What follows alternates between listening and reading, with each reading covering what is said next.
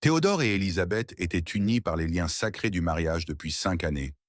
Leur famille jouissait d'une aisance financière notable, grâce à l'emploi prestigieux de Théodore, qui lui procurait un salaire généreux, largement suffisant pour subvenir aux besoins de son épouse et de leurs 2 enfants. Attentionné et dévoué, Théodore s'efforçait de procurer à sa famille une vie confortable et sereine. Cependant, la vie, parfois cruelle, réserve des épreuves inattendues. Un soir, alors qu'il rentrait du travail, Théodore annonça une nouvelle dévastatrice à sa bien-aimée. « J'ai perdu mon emploi », déclara-t-il, s'effondrant sur le canapé du salon, le regard abattu. Cette révélation fut un choc pour Élisabeth, qui s'écria, les larmes aux yeux, « Mon Dieu, pourquoi cela nous arrive-t-il? Que vont devenir les enfants? Comment allons-nous survivre ?» Théodore, tentant de la consoler, répondit avec douceur, « Ne t'inquiète pas, mon amour. Je retrouverai un autre emploi rapidement. Je suis très compétent dans mon domaine. D'ici 1 mois ou 2, tout reviendra à la normale. Promets-moi juste de rester forte et de me soutenir pendant cette période difficile. » Cependant, Élisabeth, inconsolable, continuait de pleurer. Pourquoi nous? Que vont devenir les enfants? Comment allons-nous les nourrir, les habiller et payer leurs frais de scolarité? Théodore, tout en essayant de contenir ses propres émotions, répondit doucement. Je t'ai dit que tout n'est pas perdu. Je vais commencer à postuler dès ce soir dans d'autres entreprises. Je suis sûr qu'un poste s'ouvrira bientôt. Sois forte et soutiens-moi comme tu peux. Nous surmonterons cela ensemble et tout ira bien.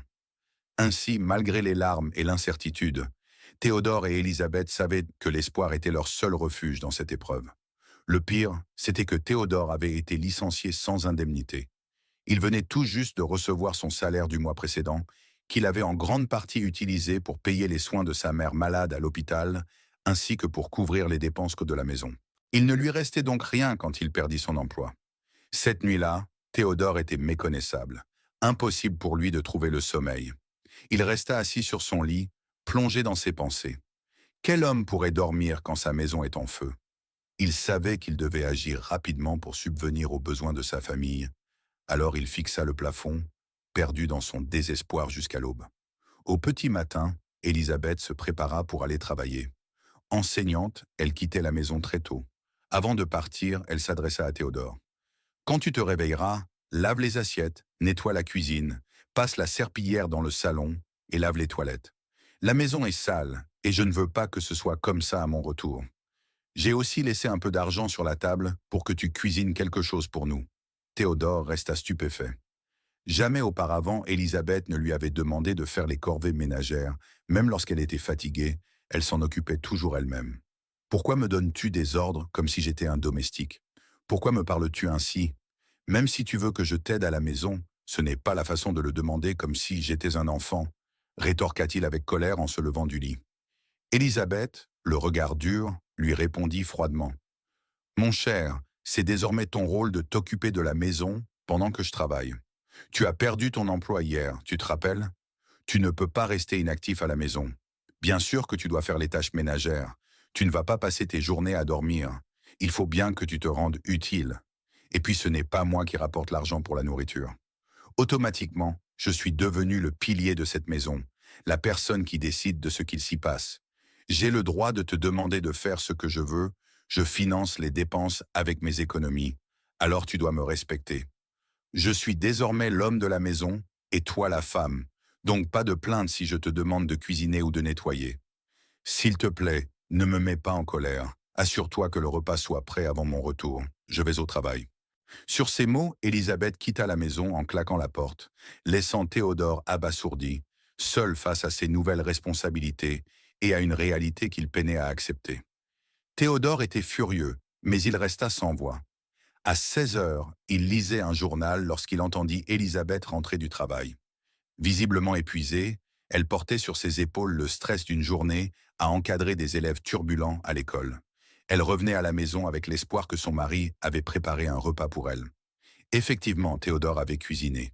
Il avait même pris le temps d'aller chercher leurs enfants à l'école, une tâche qu'il n'avait pas effectuée depuis longtemps. Ces petites responsabilités l'avaient rendu heureux, car elles lui rappelaient combien il aimait sa famille. « Mon amour, bienvenue à la maison. Comment s'est passée ta journée? J'espère que tes élèves ne t'ont pas trop stressé, demanda-t-il avec douceur alors qu'elle posait son sac sur la table basse avant de s'effondrer dans le canapé du salon. Sans même répondre à son salut, Élisabeth déclara d'un ton sec: Serre-moi à manger, je suis épuisée et je n'ai rien avalé depuis ce matin. Théodore, déconcerté par son attitude, se demanda ce qui avait bien pu provoquer un tel changement. Comment ma femme peut-elle être si froide à peine un jour après qu'il lui ait annoncé la perte de son emploi? Pourquoi es-tu si hostile envers moi? Est-ce que je t'ai offensé? Je viens de te saluer et tu ne prends même pas la peine de répondre. Ce n'est pas comme ça qu'on traite un mari qui a été le soutien principal de cette famille et qui a toujours veillé à ce que toutes les factures soient payées. Est-ce simplement parce que j'ai perdu mon emploi hier? J'ai été le pilier de cette maison et je mérite un peu de respect, dit-il avec un mélange de douleur et d'incrédulité. Élisabeth, le regard perdu dans le vide, fit comme si elle n'avait rien entendu. Puis qu'elle se levant brusquement, elle rétorqua: Tu étais le pilier de la maison, mais l'es-tu encore? Est-ce toi qui subviens aux besoins de la famille maintenant?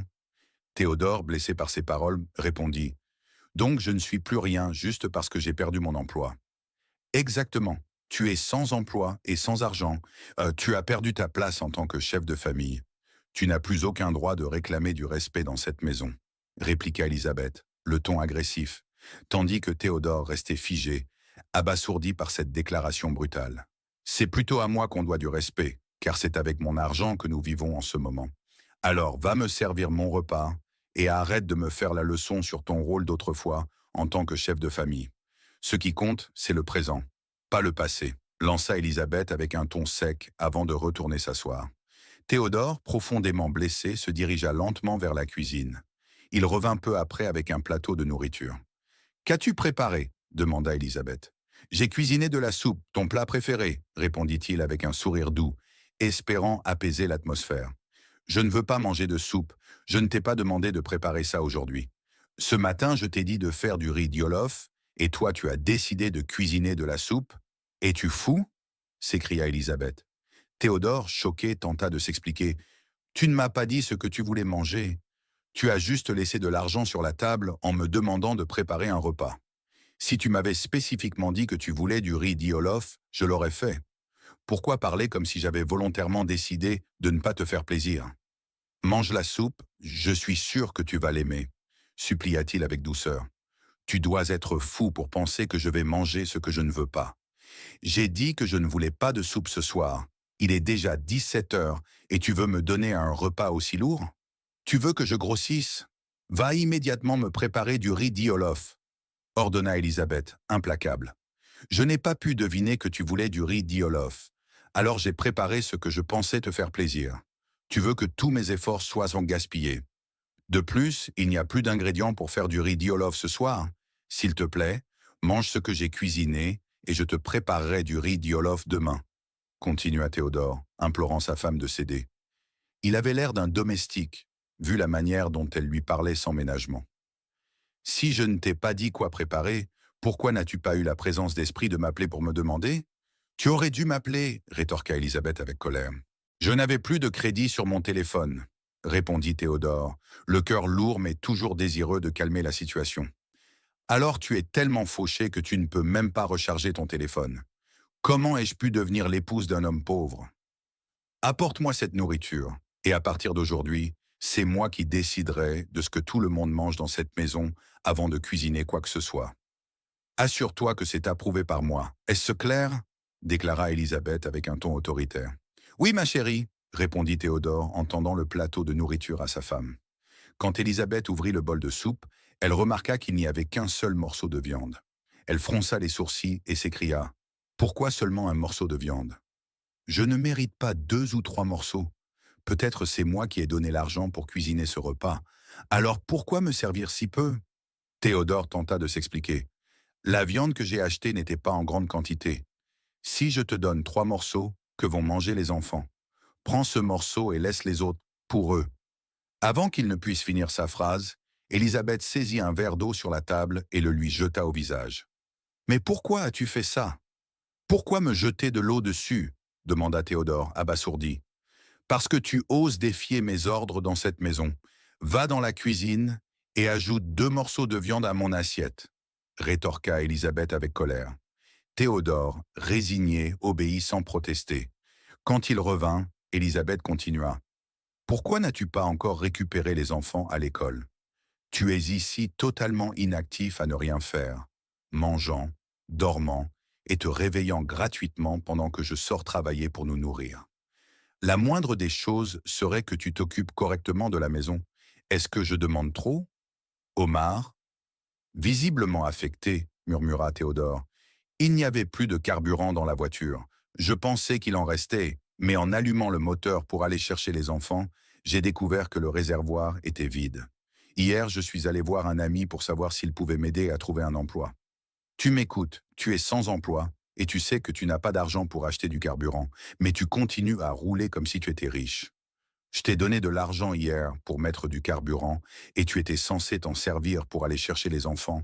Mais non, tu as préféré le gaspiller en rendant visite à tes amis. Cet ami, il t'a trouvé un travail au moins? Lança Élisabeth, les bras croisés, le ton de plus en plus accusateur. Théodore, la tête basse, répondit. Non, il n'y avait pas de poste disponible là où il travaille, mais il m'a promis de m'informer si une opportunité se présente. Élisabeth éclata de rire d'un ton moqueur. Regarde-toi, tu n'as même pas d'amis influents qui peuvent t'aider en cas de difficulté. Tes amis sont aussi inutiles que toi. Une bande de bons à rien, voilà ce que vous êtes. Théodore, les yeux remplis de tristesse, tenta de se défendre. Élisabeth, souviens-toi qu'avant de perdre mon emploi, je prenais soin de toi et des enfants. J'ai tout payé, chaque chose. Maintenant, juste parce que je traverse une période difficile, tu me traites d'homme inutile, je ne suis pas paresseux. Même sans emploi, je fais de mon mieux pour soutenir notre famille. S'il te plaît, arrête ces insultes car elles deviennent insupportables. Théodore était sur le point de craquer, presque à bout car ses émotions étaient devenues extrêmement tendues. Si tu n'es pas inutile, alors qu'es-tu? Lui demanda sa femme. Je suis utile, répondit-il, essayant de se défendre. Peux-tu encore subvenir aux besoins de la famille si je n'apporte pas d'argent? Peux-tu payer le loyer et les frais scolaires des enfants? Lui lança-t-elle de manière à le faire se sentir moqué. Je ne peux pas faire tout cela car j'ai perdu mon emploi, mais je le faisais avant et je recommencerai à le faire dès que j'aurai un travail. Il faut que tu arrêtes de m'insulter et me montres un peu de respect en tant qu'homme de la maison, répondit Théodore. Trouve un moyen de ramener les enfants de l'école, sinon il n'y aura pas de nourriture pour toi ce soir. Tu as 1 heure pour y aller, ordonna Élisabeth d'un ton sérieux avant de se diriger vers la chambre. Théodore, désemparé, se demanda comment il allait pouvoir aller chercher les enfants sans carburant dans la voiture. Donne-moi de l'argent pour acheter du carburant, je t'en supplie. Mais Élisabeth ne voulut rien entendre. Tu dois marcher jusqu'à l'école et les chercher. L'école est loin. Comment vais-je y aller à pied? Donne-moi de l'argent pour le carburant, je te prie, insista Théodore. Pas question, tu dois marcher, rétorqua Élisabeth en entrant dans sa chambre. Théodore n'eut d'autre choix que de marcher jusqu'à l'école. Quand il rentra à la maison avec les enfants, ils lui demandèrent pourquoi il marchait au lieu de prendre la voiture comme d'habitude. Marcher est bon pour la santé. Parfois, il faut marcher pour profiter pleinement de l'air frais. De plus, cela nous rend plus forts physiquement, expliqua Théodore à ses enfants, sachant qu'il mentait, mais n'ayant aucune autre excuse à leur donner. 6 mois après avoir perdu son emploi, Théodore était devenu un homme tourmenté. Le loyer était dû et le propriétaire lui mettait une pression constante pour qu'il renouvelle le bail. Mais Théodore ne pouvait pas payer. Chaque après 24 heures, le propriétaire venait menacer de les expulser si le loyer n'était pas réglé. Théodore avait demandé un délai supplémentaire, expliquant qu'il était sans emploi depuis des mois. Mais le propriétaire avait tourné une oreille sourde à ses suppliques. Il lui avait donné 72 heures pour payer ou être expulsé. Théodore se sentait accablé par ce problème de loyer et ne savait pas comment l'annoncer à sa femme pour qu'elle trouve l'argent nécessaire. Il savait que si elle payait, cela serait accompagné d'insultes et de commentaires dégradants. Il avait évité de lui en parler pendant des semaines, mais désormais il n'avait plus le choix, car le propriétaire avait fixé un ultimatum. Lorsque Élisabeth rentra du travail ce soir-là, Théodore décida de lui en parler. « Ma chérie, le loyer est en retard et le propriétaire me met une pression énorme pour le payer, mais je n'ai pas d'argent. J'ai essayé de trouver une solution pour nous. Peut-être que tu pourrais nous aider à réunir la somme. Je te rembourserai dès que je pourrai. Il nous a donné 72 heures pour payer, sinon on sera expulsé. Est-ce que tu peux nous aider demanda-t-il, la voix pleine de honte. Élisabeth, occupée à manger sur la table, leva les yeux et répondit. Tu sais que tu es vraiment sans honte. Tu n'as aucune dignité. Tu oses demander à ta femme de payer le loyer pour l'appartement où vous vivez, toi et tes enfants? Quel genre d'homme es-tu pour demander ça à ta femme? Elle continua entre deux bouchées. Quel genre d'homme demande à sa femme de payer le loyer? Théodore était sur le point de craquer, presque à bout, car ses émotions étaient devenues extrêmement tendues. Ce n'est pas une confrontation, mon cher, répondit Élisabeth tout en gardant son calme. Bien que je reconnaisse que c'est ma responsabilité de payer le loyer en tant qu'homme de la maison en ce moment, je ne suis pas financièrement à la hauteur. Ce n'est pas grave si c'est ma femme qui paie le loyer. Après tout, la Bible t'appelle un aide-meuble, ce qui signifie que tu es censé m'aider si je ne suis pas capable. Théodore, mal à l'aise, répondit à ce point. Je me demande encore comment tu oses t'appeler l'homme de la maison. Peut-on vraiment dire que tu es encore un homme? Ne penses-tu pas avoir perdu ce titre? La seule chose qui te maintient ce titre d'homme, c'est ce qui se trouve entre tes jambes. À part cela, personne de sensé ne t'appellerait. Un homme, rétorqua Élisabeth avec des mots acerbes, continuait de le déstabiliser, mais Théodore, cherchant à se défendre, répondit « Je suis toujours un homme, c'est juste que je n'ai pas de travail pour l'instant, mais je vais en trouver un et toutes ces insultes cesseront. Mais comme je te l'ai dit, nous devons payer le loyer, sinon nous serons jetés dehors par le propriétaire. S'il te plaît, si tu as de l'argent, apporte-le et utilisons-le. » Élisabeth, frustrée, répliqua. « Arrête de te mentir, tu n'es plus un homme qui ne peut pas nourrir sa famille, qui ne peut pas payer le loyer ni même acheter du carburant pour sa voiture. Est-ce vraiment un homme ?» Elle se calma un instant et demanda. « Bon, combien coûte le loyer ?»« 600 tisach, comme d'habitude, » répondit Théodore. Élisabeth laissa échapper un rire amer. « 600 000, tu le dis comme si c'était 6 000. Eh bien, je ne peux pas me permettre 600 000, même si je mettais de côté mon salaire pendant 5 ans. Il va falloir qu'on attende que le propriétaire nous expulse. » Théodore, désemparé, lui répondit. « Non, il doit bien y avoir quelque chose qu'on puisse faire pour éviter cette honte. Même si c'est la moitié, tu peux l'amener et je tenterai de négocier avec le propriétaire. » Élisabeth, visiblement irritée, m'a répondu. « J'ai dit que je n'ai pas d'argent sur mon compte et mon salaire ne suffit même pas pour le loyer. » Théodore, surpris, savait qu'elle mentait. Il avait déjà consulté son compte bancaire et avait découvert qu'elle avait 900 000 francs. Quand Théodore travaillait, elle ne dépensait jamais son propre argent car il payait tout. Elle économisait tout son salaire, mais elle refusait de l'utiliser pour résoudre le problème du loyer. Un silence pesant s'installa dans la pièce. Élisabeth saisit son téléphone et composa un numéro. Un homme répondit de l'autre côté. « Chérie, peux-tu m'aider ? Je suis dans une grande difficulté financière. Le loyer est dû et nous n'avons pas d'argent. Peux-tu m'envoyer de l'argent ?» demanda Élisabeth d'une voix douce. « Je ferai tout pour toi, ma chère, car tu es une femme douce et belle. Envoie-moi ton numéro de compte. Je vais t'envoyer 1 million de francs, » répondit l'homme joyeusement. Dès que Élisabeth envoya ses coordonnées bancaires, une notification apparut sur son téléphone. « J'ai transféré 600 000 sur ton compte. Utilise-le pour payer le loyer quand le propriétaire viendra demain. Si tu veux, tu peux utiliser l'argent pour autre chose. Mais ne me redemande plus d'argent. Si tu l'utilises mal, ce sera à tes risques et périls, » ajouta Élisabeth en se levant de la table. Théodore, choqué et humilié, regarda la somme. « Qui est cet homme qui t'a envoyé de l'argent ?» demanda-t-il. Élisabeth répondit sans hésiter. « C'est un homme, un vrai homme, pas quelqu'un comme toi qui ne peut même pas payer le loyer. Regarde ce qu'il a fait, il a envoyé 1 million sans poser de questions. C'est ça, un homme par un faible comme toi, sans emploi et pauvre. » Elle tourna les talons et quitta la pièce. Théodore, humilié, décida qu'il ne se servirait pas de l'argent envoyé par cet homme pour payer le loyer. Il se promit de trouver une autre solution. Le lendemain, après avoir déposé les enfants à l'école, Théodore rentra chez lui. En entrant, il entendit la voix d'Élisabeth qui parlait fort avec un homme qu'il ne connaissait pas. Ils étaient dans la chambre et en s'approchant de la porte, il commença à écouter. « Je t'ai dit que je n'ai aucun autre homme dans ma vie que toi. Mon mari est mort il y a 6 mois et depuis je souffre avec mes enfants. Merci d'être venu nous sauver. Tu es l'amour de ma vie et la meilleure chose qui me soit arrivée. Alors détends-toi et profite de mon corps ce matin. » Théodore, abasourdi par les paroles de sa femme, voulut forcer la porte pour attaquer l'homme, mais il s'arrêta se disant: « Il n'y a plus de raison. Ma femme m'a quitté il y a longtemps. Je suis celui qui croyait encore être marié. Il n'y a plus besoin d'attaquer son amant de l'autre côté de la porte. » L'homme répondit, non sans un brin de moquerie: « Tu me dis qu'il n'y a pas d'autres hommes dans ta vie, mais j'ai vu une grande photo de toi et de ton mari en entrant dans le salon. J'ai aussi vu une autre photo avec tes enfants. Je t'aime, mais ne me trompe pas.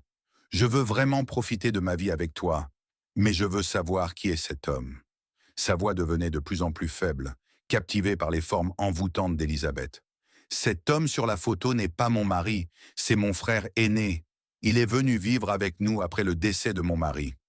Mes enfants s'étaient tellement habitués à lui qu'ils manquaient leur père. C'est pourquoi nous avons tous accepté de prendre ces photos ensemble. Mais attends, tu ne me crois pas? Comment pourrais-tu penser que je garderais les photos de mon défunt mari? Mon cœur s'est brisé quand il est parti. Et à ce jour, je ne peux même pas regarder ces photos, encore moins les accrocher au mur. Je suis une mère célibataire, et je ne te mens pas. Mon amour continue à Élisabeth, tissant ses mensonges avec aisance. » Théodore, de plus en plus perdu, luttait pour ne pas laisser ses émotions prendre le dessus. Il faisait de son mieux pour éviter toute confrontation avec l'homme qui se trouvait avec sa femme dans leur chambre conjugale. Mais il n'arrivait plus à rester calme. Il avait une clé de rechange de la chambre et il avait l'intention d'ouvrir la porte doucement, afin de confronter l'homme en face à face. « Comment ma femme peut-elle me déclarer mort alors que je suis encore vivant? C'est le comble. Cela veut dire qu'elle ne me respecte plus. Je vais lui donner ainsi qu'à cet homme une leçon qu'ils n'oublieront pas, » pensa-t-il avec rage en quittant la porte d'entrée et se dirigeant vers la cuisine. Une fois dans la cuisine, Théodore attrapa plusieurs piments frais, les broya et les versa dans une tasse. « Après aujourd'hui, cet homme ne touchera plus jamais la femme d'un autre, » se dit-il en marchant vers la chambre. Décidé à verser le piment brûlant sur l'homme et sa femme dans la pièce, Théodore, la tasse de piment en main, avançait avec détermination, mais en apercevant la photo tombée au sol, il s'arrêta. L'image de son mariage avec Élisabeth, un moment autrefois heureux, déclencha une cascade de souvenirs. Il se revit, promettant amour et protection, se souvenant des paroles de son défunt père. La colère aveugle détruit plus que ce qu'elle cherche à réparer. Prenant une profonde inspiration, Théodore posa la tasse sur la table. Sa rage se dissipa lentement, remplacée par une résolution froide. Il ne se rabaisserait pas à la vengeance. Il sortit de la maison pour marcher et réfléchir à la meilleure manière d'agir.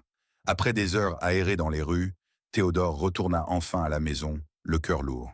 Mais la décision prise, la trahison qu'il avait subie, était une blessure trop profonde pour être ignorée. En entrant dans le salon, il trouva Élisabeth assise dans le salon, le regard rivé sur son téléphone, comme si rien n'était arrivé. « Alors, tu es fier de toi ?» dit Théodore d'une voix tremblante. « J'ai tout entendu, tu lui as dit que ton mari était mort ?» Élisabeth releva lentement la tête, un sourire moqueur étirant ses lèvres. « Parce que c'est vrai, » répondit-elle avec un rire glacé. « Tu es comme un mort inutile, je fais tout dans cette maison. Tu n'es qu'un poids mort à mes yeux. » Les mots d'Élisabeth frappèrent Théodore en plein cœur. Il sentit une douleur qu'il n'avait jamais connue auparavant, un mélange de trahison et d'humiliation si profond qu'il en perdit presque l'équilibre. « Mira, je ne te reconnais plus. Ce n'est pas la femme que j'ai épousée, » dit-il d'une voix calme et ferme. « Ce que tu as fait, ce mépris pour notre famille, c'est impardonnable. Je pars et j'emmène les enfants. » Élisabeth éclata d'un rire sec, presque nerveux. « Pars si tu veux, bon débarras. Crois-tu vraiment que je vais pleurer ton départ ?» demanda-t-elle d'un ton mordant. Bien qu'une certaine tension alourdissait ses mots, Théodore soutint son regard impassible. « Très bien, Élisabeth, je vois que tu as choisi ta voie. Je te souhaite de trouver ce que tu cherches, » dit-il simplement. Avant de tourner les talons, il rassembla ses enfants, prenant soin de leur parler avec douceur, et quitta la maison sans se retourner. Il trouva refuge chez un ami, déterminé à reconstruire sa vie loin d'Élisabeth. Pendant ce temps, Élisabeth pensait avoir trouvé le bonheur avec son amant. Il lui avait promis mots et merveilles, peignant un tableau idyllique de leur avenir. Les premiers mois furent presque magiques. Il était attentif, prévenant, et la couvrait de cadeaux somptueux, bijoux étincelants, vêtements de luxe et même des dîners dans les meilleurs restaurants. Élisabeth croyait avoir enfin trouvé l'homme capable de lui offrir la vie dont elle avait toujours rêvé, loin des contraintes qu'elle associait à sa vie avec Théodore. Mais peu à peu, les fissures dans ce conte de fées apparurent. L'homme, si charmant au début, commença à montrer une facette bien différente de sa personnalité. Ses sourires chaleureux se transformèrent en regards froids et méprisants. Il devint colérique, incapable de supporter la moindre contrariété. Élisabeth devait constamment marcher sur des œufs. Terrifiée à l'idée de déclencher sa colère, les disputes devinrent fréquentes. Puis suivirent les humiliations. Il lui lançait des paroles cruelles, détruisant peu à peu sa confiance en elle. Puis vint la violence physique. Ce qui avait commencé par des cris et des gestes brusques évolua en coups. Élisabeth, abasourdie et brisée, ne reconnaissait plus l'homme qu'elle avait choisi. Son quotidien bascula dans un cycle infernal de peur et de douleur. Malgré tout, elle s'accrochait, espérant que les choses s'améliorent. Mais les cadeaux et les promesses d'antan avaient disparu. Son amant n'était plus que l'ombre de l'homme qu'il avait prétendu être. Parallèlement, Élisabeth perdit son travail. Ses absences répétées dues à ses blessures et à ses disputes incessantes attirèrent l'attention de son employeur. Un jour, l'annonce tomba. Elle était licenciée, désespérée, sans ressources et isolée. Élisabeth se retrouva face à une dure réalité. Elle n'avait plus personne sur qui compter. C'est alors qu'elle réalisa l'ampleur de ses erreurs. Elle avait trahi un homme qu'elle aimait véritablement, détruit sa famille et s'était laissée séduire par des illusions éphémères. La vie qu'elle pensait mériter s'était transformée en un cauchemar dont elle ne voyait pas d'issue. Mais désormais, il était peut-être trop tard pour revenir en arrière. De son côté, Théodore se consacrait à reconstruire sa vie avec détermination. Les premières semaines furent difficiles, mais il refusa de se laisser abattre. Vivant temporairement chez un ami, il s'efforçait de maintenir un environnement stable pour ses enfants, tout en cherchant activement un emploi. Un matin, alors qu'il commençait à douter, Théodore reçut un appel inattendu. Une grande entreprise, impressionnée par ses compétences et son expérience passée, lui offrait un poste stable et bien rémunéré. Cette opportunité marqua un tournant décisif dans sa vie. Avec persévérance, Théodore gravit les échelons au sein de l'entreprise, gagnant le respect de ses collègues et retrouvant peu à peu sa dignité et sa fierté. Parallèlement à son succès professionnel, Théodore fit une rencontre qui changea sa perception de l'amour. Lors d'un événement organisé par son entreprise, il fit la connaissance de Salima, une femme douce, bienveillante et pleine de sagesse. Contrairement à Élisabeth, Salima était attentive et respectueuse, portant un profond intérêt à ses rêves et à ses responsabilités en tant que père. Leur relation se développa lentement, bâtie sur des bases solides de respect et de compréhension mutuelle. Salima apportait une sérénité à la vie de Théodore qu'il n'avait jamais connue auparavant. Elle s'entendait à merveille avec ses enfants, les traitant avec amour et patience, ce qui renforça encore leur lien. Pour Théodore, cette nouvelle relation était un contraste saisissant avec ce qu'il avait vécu. Avec Élisabeth, il apprit à apprécier les plaisirs simples et à cultiver un bonheur authentique, loin des illusions et des mensonges du passé. Avec Salima à ses côtés, il sentit pour la première fois en des années que sa vie reprenait un sens véritable, éclairé par l'amour et la paix retrouvés. Un jour, alors que Théodore rentrait chez lui après une journée bien remplie, il fut surpris de trouver Élisabeth debout devant sa porte. Le regard abattu et les larmes coulant sur son visage, elle était méconnaissable. Ses vêtements étaient défroissés, son visage marqué par la fatigue et ses yeux autrefois pétillants d'assurance semblaient éteints. « Théodore, je sais que je ne mérite rien de toi, mais je n'ai nulle part où aller, » dit-elle d'une voix brisée. Elle raconta, sans entrer dans les détails, les abus qu'elle avait subis de la part de son amant. La situation était devenue insoutenable et elle n'avait plus d'endroit où se réfugier. Théodore, cependant, resta silencieux, les souvenirs de sa trahison remontant à la surface comme une vague amère. « Tu crois que tu peux revenir ici après tout ce que tu as fait ? Tu m'as détruit, Élisabeth. Tu m'as humilié et tu as brisé notre famille, » répliqua Théodore, les mots teintés de colère et de douleur. Élisabeth ne répondit pas. Elle baissa la tête, honteuse, mais incapable de dissimuler une certaine fierté blessée, bien qu'elle fût sincèrement désespérée. Une part d'elle-même refusait de s'humilier davantage. La scène fut interrompue par Salima, la nouvelle compagne de Théodore, qui observait discrètement depuis l'entrée d'un pas hésitant. Elle s'approcha, posant une main réconfortante sur le bras de Théodore. « Théodore, fais-le pour les enfants », murmura-t-elle doucement. « Ils ne devraient pas voir leur mère dans cet état. » Théodore resta immobile, partagé entre sa rancune et sa responsabilité en tant que père. Salima, avec sa sagesse et son calme habituel, ajouta « Ce n'est pas pour Élisabeth, c'est pour eux. » Après un long moment de réflexion, Théodore finit par céder. « Très bien, » dit-il froidement. « Mais je fixe des règles. Tu resteras dans la petite chambre du fond et ce n'est que temporaire, le temps que tu trouves un travail et un logement. » Élisabeth hocha la tête en silence. Malgré l'aide offerte, Théodore ne pouvait cacher la distance qu'il maintenait. Il n'y avait plus d'amour, juste un sens du devoir. Malgré la douleur que Élisabeth lui avait infligée, Théodore ne pouvait ignorer son humanité. Lorsqu'il apprit les abus qu'elle avait subis, il décida de l'aider à obtenir justice. Avec l'aide de Salima, il accompagna Élisabeth au poste de police pour déposer une plainte contre son agresseur. Les preuves étaient accablantes et grâce à leur intervention, l'homme fut rapidement arrêté. Ce geste empreint de dignité et de compassion permit à Élisabeth de retrouver un semblant de sécurité tout en montrant que Théodore, malgré les blessures du passé, restait un homme de principe et de cœur.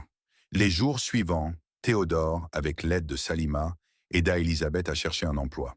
Il contacta des connaissances, envoya des CV et l'encouragea à reprendre le contrôle de sa vie.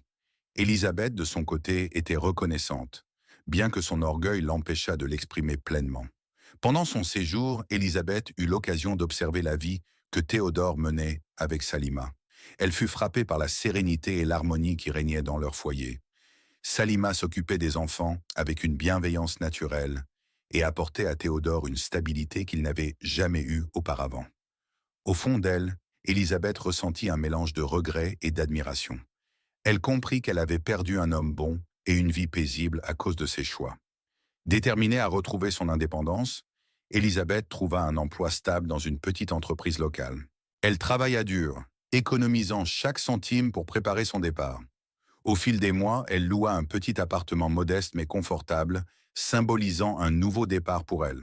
Un jour, rassemblant tout son courage, Élisabeth demanda à Théodore une conversation en privé. Ses mains tremblaient légèrement alors qu'elle parlait. « Je ne pourrai jamais réparer ce que j'ai brisé, » murmura-t-elle, les larmes aux yeux. « Mais merci d'avoir eu la bonté de m'aider malgré tout ce que j'ai fait. » Théodore, touché par la sincérité de ses paroles, hocha la tête. « Élisabeth, je t'ai pardonné, » dit-il calmement. « Non pas pour toi, mais pour moi. Le pardon m'a permis de trouver la paix avec mon passé et de regarder vers l'avenir. » Ils échangèrent un regard empli de respect mutuel, laissant derrière eux la rancune et la douleur. La vie de Théodore et Élisabeth illustre les défis et les épreuves que peuvent traverser les couples face aux aléas de l'existence. Leur histoire est un témoignage poignant de la résilience humaine, de la capacité à pardonner et à reconstruire après des blessures profondes. Théodore, malgré les trahisons et les humiliations, a su trouver en lui la force de se relever et de reconstruire une vie empreinte de dignité et d'amour. Élisabeth, quant à elle, a appris à ses dépens les conséquences de ses choix et a trouvé le courage de se reconstruire, bien que les cicatrices de ses erreurs restent gravées en elle. Leur parcours nous enseigne que la véritable richesse réside non pas dans les biens matériels, mais dans les liens authentiques et les valeurs humaines qui nous guident. La véritable force d'un individu ne réside pas dans sa capacité à accumuler des richesses matérielles, mais dans sa capacité à surmonter les épreuves avec dignité et à cultiver des relations authentiques basées sur le respect et l'amour. Le pardon et la compassion sont des vertus essentielles qui permettent de trouver la paix intérieure et de reconstruire après les blessures du passé. À bientôt.